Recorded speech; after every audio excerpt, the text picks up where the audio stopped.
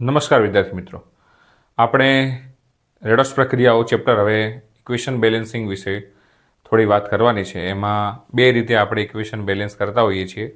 એક તો આપણી ઓક્સિડેશનાંક પદ્ધતિ, જેમાં આપણે રેડોક્સ પદ્ધતિ દ્વારા એટલે ઓક્સિડેશન રિડક્શન બંને સાથે આપણે બેલેન્સ કરીએ છીએ. એ પહેલી પદ્ધતિ આપણે અત્યારે જોવાના છીએ. ત્યારબાદ એ તમામ સમીકરણોને આપણે અર્ધ પ્રક્રિયાઓ દ્વારા કઈ રીતે સોલ્વ કરી શકીએ એનો અભ્યાસ આપણે કરવાનો છે. તો રેડોક્સ પ્રક્રિયાના ઇક્વેશન બેલેન્સ કરવા માટે સારામાં સારા જે નિયમો બની શકે એવા 5 આપણે અહીંયા આગળ કાઢે છે. ત્યાં આગળ પગલાં આપેલા છે ચોપડીની અંદર, પણ એના કરતાં પણ સરળ ભાષાની અંદર સમજાય એવા અને સચોટ રીતે તમારું ઇક્વેશન સોલ્વ થાય એવા મુદ્દા લઈને આપણે પ્રયત્ન કર્યો છે. તો ધ્યાન આપજો.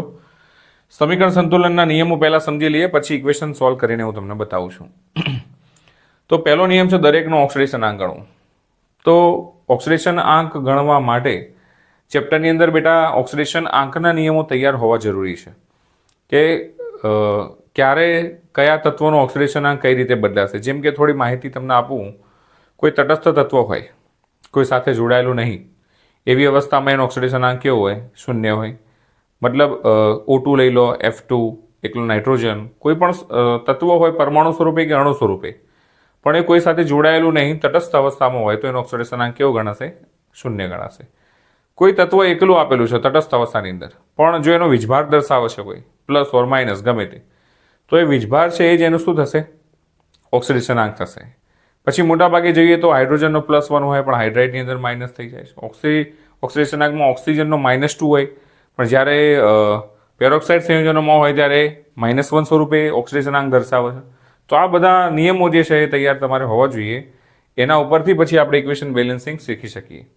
તો પહેલા મુદ્દામાં વાત છે દરેકનો ઓક્સિડેશન આંક ગણવો. તો દરેકનો ઓક્સિડેશન આંક ગણતા આપણે અહીંયા આગળ જોવાના છીએ, જોઈ લેજો. બીજા નંબરે શું કરવું? તો જેના ઓક્સિડેશન આંકમાં ફેરફાર થતો, મતલબ જેના ઓક્સિડેશન આંક બદલાતા હોય, જેના ઓક્સિડેશન આંકમાં ચેન્જ થતો હોય, એમને સંતુલિત કરવા જરૂરી છે.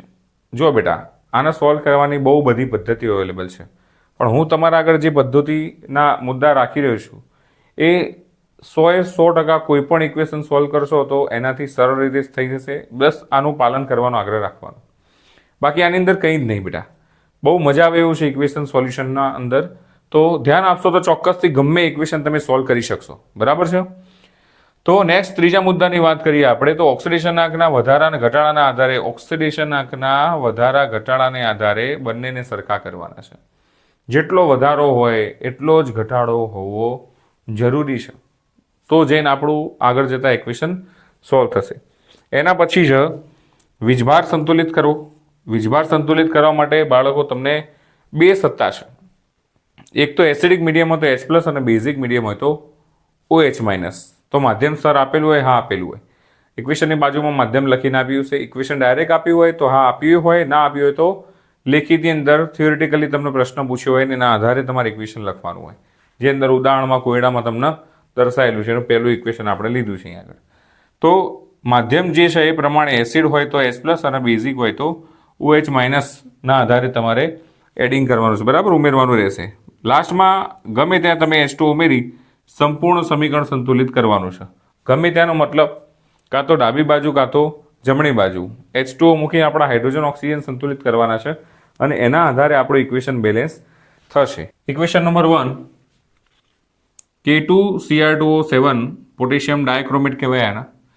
Na2SO3 સોડિયમ સલ્ફાઇટ, SO4 હતો સલ્ફેટ કોત, ડાયસોડિયમ સલ્ફાઇટ કોત હોય ચાલે. ક્રોમિયમ આયન છે અને સલ્ફેટ આયન છે. હવે આ ઇક્વેશનો જે શરૂઆતવાળા આપ્યા છે એમાં આ પહેલા નંબરનું, જેની અંદર આપણે ઓડિયન્સ આયનો કાઢી મૂકીએ છીએ બહાર. કઈ રીતે સાહેબ? ખબર ના પડી.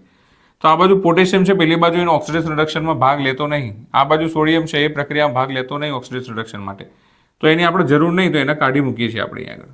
તો શું થશે? 2K+, 1K નો પ્લસ એટલે 2K નો 2K+. બરાબર, એટલે 2+ વીજભાર થયા તો સામે કેટલો આવશે? 2- વીજભાર, Cr2O7 -2. કે K નો પ્લસ સાહેબ કઈ રીતે ખબર પડી? તો આલ્કલી ધાતુ બેટા, પહેલા સમૂહનું તત્વ, પહેલા સમૂહવાળાની +1 વેલેન્સી, બીજા સમૂહવાળાની આલ્કલાઇન અર્થ ધાતુની +2 વેલેન્સી હોય. તો એટલા માટે આપણને ખબર પડી કે 2K+ અને Cr2O7 -2 બનશે. મતલબ આ ડાયક્રોમેટ આયન બન્યો. આની અંદરથી વાત કરીએ તો 2Na+ અને SO3 આ 2 પ્લસ થયા એટલે સામે -2 આવશે. એટલે હવે નવું જે ઇક્વેશન આપણું બને છે આવું કંઈક બને છે કે Cr2O7 -2 plus SO3 -2 gives Cr +3 plus SO4 -2. અહીંયા આગળથી આપણે પહેલા મુદ્દાની શરૂઆત કરીએ છીએ. હવે આપણું ઇક્વેશન સોલ્વ કરવા માટે કેપેબલ છે. હવે આપણે એનું સોલ્યુશન કરવાનું ટ્રાય કરીએ છીએ. તો આના અંદર બધાના પહેલા નંબરે શું દરેકના ઓક્સિડેશનના ગણવા. પ્રશ્ન થાય સાહેબ દરેક મુદ્દાની અંદર આ લખવું જરૂરી? તો હા, લખવું જરૂરી બેટા, થિયરિટિકલ માર્ક માટે. એક મુદ્દો લખવાનો એ પ્રમાણે એનું પાલન કરવાનું, બીજો મુદ્દો લખવાનો એ પ્રમાણે એનું પાલન કરવાનું, એમ 5 મુદ્દા લખીને 5 વખત સમીકરણ લખવાનું છે. લાસ્ટમાં તમારું ઇક્વેશન બેલેન્સ થશે. અહીંયા આગળ જગ્યાના અભાવે હું મુદ્દા સાઈડમાં લખ્યા છે. અહીંયા આગળ તમને વર્ણન માટે જગ્યા બાકી રાખી છે. તો જુઓ, ઓક્સિડેશનાંક ગણીએ છીએ આપણે. ઘણા બધા બાળકો એવું કહેતા હોય સર ઓક્સિડેશનાંક ગણીને બતાવવા જરૂરી છે. તો ના, પરીક્ષાની અંદર તમે રફમાં ગણીને ડાયરેક્ટ જો ઓક્સિડેશનાંક લખી શકતા હોય તોય તમે લખી શકો, કોઈ ચિંતા નહીં. પણ હું તમને ગણીને સમજાવું છું જેથી જે બાળકોને ના ખબર પડતી હોય એ સમજી જાય. Cr2O7 નો આપણે ગણીએ છીએ Cr2O7 -2.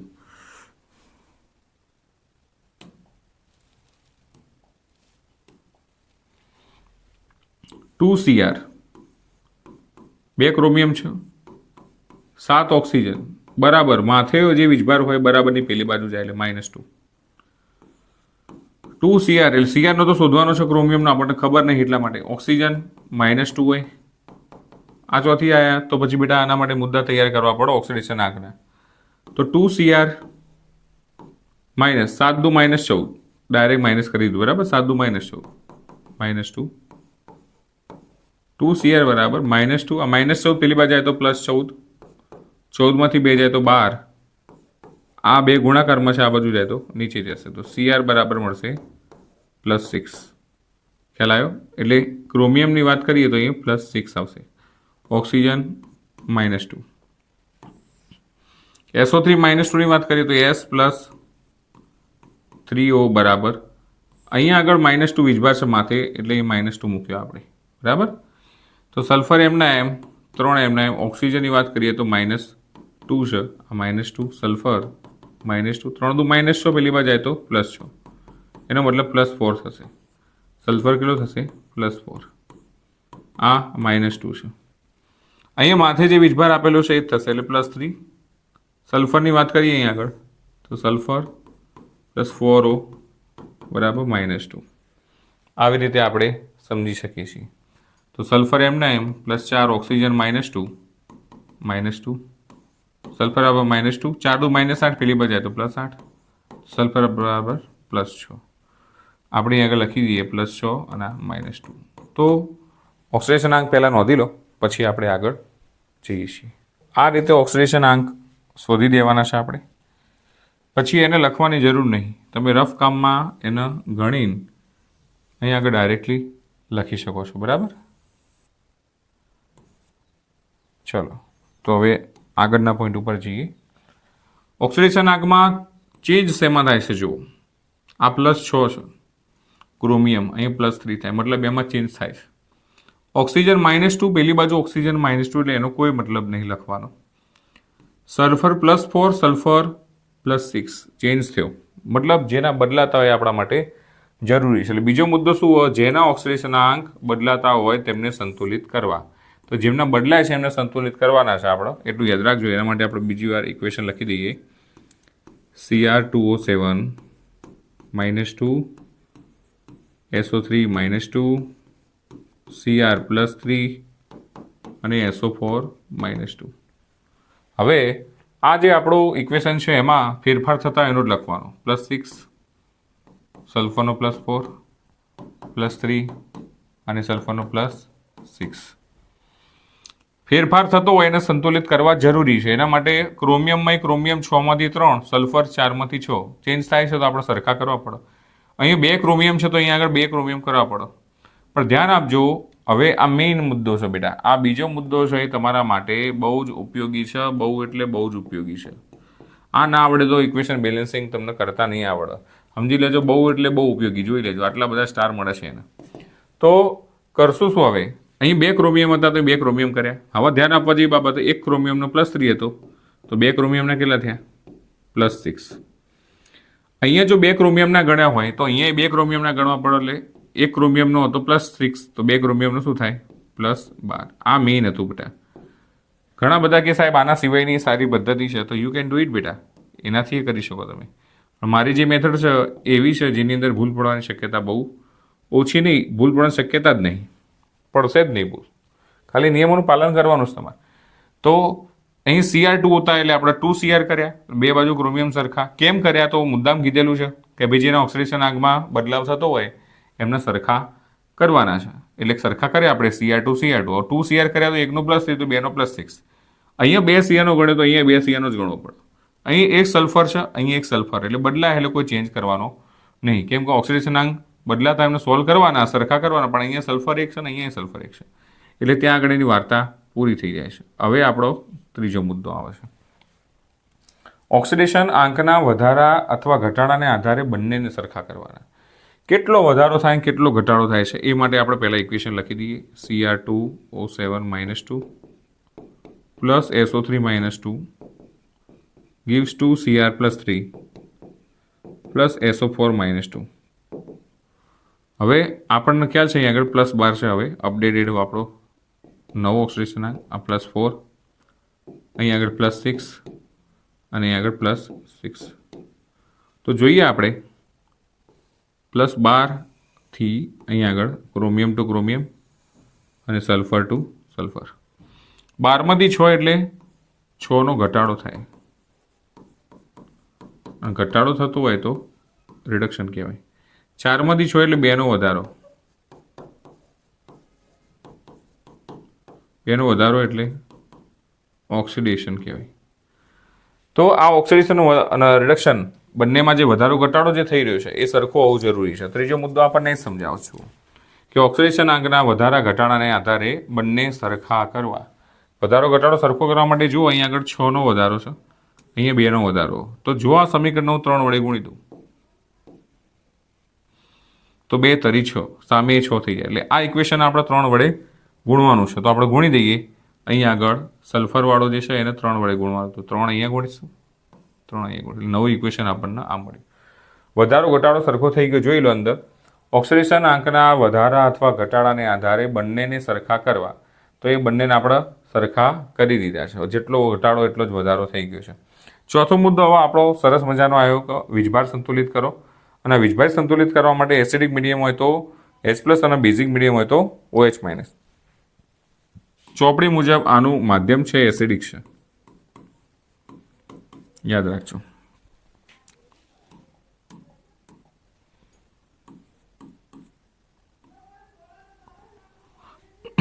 ચલો તો ચોથા મુદ્દાની વાત કરીએ.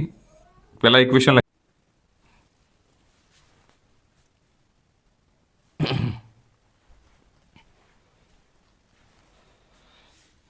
ચલો તો ત્રીજા મુદ્દા પ્રમાણે આપણે વધારો ઘટાડો સરખો કરી દીધો છે. હવે ચોથા મુદ્દાની વાત કરીએ. તો ચોથા મુદ્દાની વાત કરતાં આપણને ખ્યાલ આવશે કે વીજભાર સંતુલિત કરવાનો છે. અહીંયા આગળ શું કરવાનું છે? વીજભાર સંતુલિત કરવાનો છે અહીંયા. તો આ વીજભાર સંતુલિત કરવા માટે આપણે એસિડિક મીડિયમ હોય તો H+ અને બેઝિક મીડિયમ હોય તો OH- ઉમેરીએ છીએ, બરાબર. તો માધ્યમ અહીંયા આગળ એસિડિક છે એટલે આપણને સત્તા કોની છે? H+ ની. બેટા H+ તમે ઉમેરી શકો. એટલે આપણે જોઈએ છીએ આગળ પહેલાં તો લખી દઈએ ઇક્વેશન, પછી વીજભાર સંતુલિત કરીએ. Cr2O7 - 2 plus 3SO3 - 2 gives 2Cr + 3 plus 3SO4 - 2. વીજભારની વાત કરીએ તો અહીંયા આગળ 1 મોલ છે એટલે 2 એકા -2, 3 દુ -6 બરાબર 3 દુ -6 અને -2 કેટલા થશે? -8. એટલે આ બાજુનો વીજભાર -8. પેલી બાજુના વીજભારની વાત કરીએ તો 3 દુ +6 અને 3 દુ -6. એટલે આ બાજુ બેટા વીજભાર 0 છે. યાદ રાખજો બાળકો, બંને બાજુ વીજભાર 0 કરવાનો છે એવું નહીં. બંને બાજુ સરખો હોવો જોઈએ. આ બાજુ -25 હોય તો આ બાજુ -25, આ બાજુ +25 હોય તો આ બાજુ +25, આ બાજુ 0 હોય તો આ બાજુ 0. જે હોય એ સરખો હોવો જોઈએ. તો -8 છે, પેલી બાજુ 0 છે, અને આપણી જોડે સત્તા કોની છે એસિડિક મીડિયમના આધારે H+ની. જુઓ આની અંદર એસિડિક માધ્યમમાં તો H+ અને બેઝિક હોય તો OH એવું ઉમેરવું કીધેલું છે. તો આ -8માં હું +8 ઉમેરી શકું તો શું થઈ જાય 0, બંને બાજુ સરખા થઈ જાય. તો +8 ક્યાંથી લાવવાના? તો આ બાજુ આપણે જો 8H+ ઉમેરી દઈએ તો એનો 8 વીજભાર આપણને ધન મળી જાય. એ ધન ઉમેરીએ તો +8 ના -8ના કારણે આપણને 0 મળે, જે બંને બાજુ સરખો થશે અને થશે, એટલે વીજભાર અહીં આગળ સંતુલિત થઈ ગયો છે. આ વીજભાર સંતુલિત કર્યા બાદ હવે છેલ્લો મુદ્દો આપણો કે ગમે ત્યાં H2O ઉમેરી સમીકરણ સંતુલિત કરો. ત્યાં જગ્યા ઓછી એટલે અહીં આગળ લખું છું હું 5મો મુદ્દો.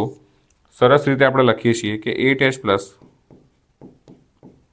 + Cr2O7 -2 + 3SO3 -2 gives 2Cr+3